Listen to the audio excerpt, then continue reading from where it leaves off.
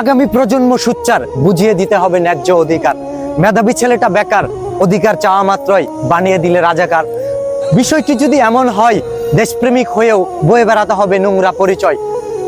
দেশের মানুষের জন্যই হয়েছিল মুক্তিযুদ্ধ, কোটা আন্দোলন তারই একটা অংশ মাত্র, করতে চেয়েও না বাকরুদ্ধ।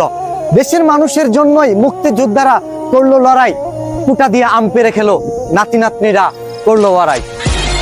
অবাক চোখে চাইয়া ভাবি, দেশ টাকার আর দোষ টাকার, আসল হিসাব চাইলেই শুনি আমি নিজেই নাকি রাজাকার। দেশটা আমার হচ্ছে চুরি, চুরি হচ্ছে অধিকার, চোর ধরতে নাইমা শুনি আমি নিজেই নাকি রাজাকার। সঙ্গে থাকলে সঙ্গী, বিরুদ্ধে থাকলে জঙ্গি, যদি চাও অধিকার বানিয়ে দিবে রাজাকার। পিতার নামে কন্যা খাচ্ছে, কন্যার নামে নাতি, নাতির নামে পুতি খাবে, উপোস থাকবে জাতি।